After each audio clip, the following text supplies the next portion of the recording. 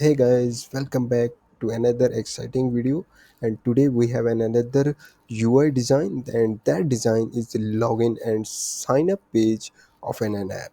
So that is the Figma file of that app, and so take a look of that design.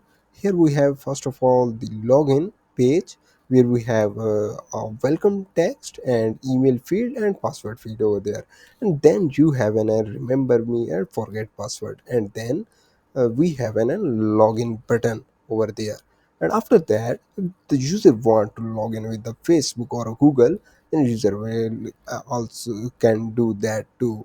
So if the user don't have any account, then user will click on this do not if the user do not have an account, then click on this sign up button.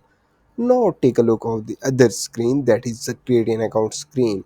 While user will creating an account, the user will have to provide unnecessary details such as an username, email, phone number, and password. Then user will have to click on this sign up button. And if the user want to directly sign up with this social media and their Google account, then user will have to just click on this sign up with Facebook and sign up with Google. So that is the beautiful beginner friendly UI design. So you can practice that design if you are a UI designer, UI UX designer, or a mobile app developer. This design is totally beginner friendly.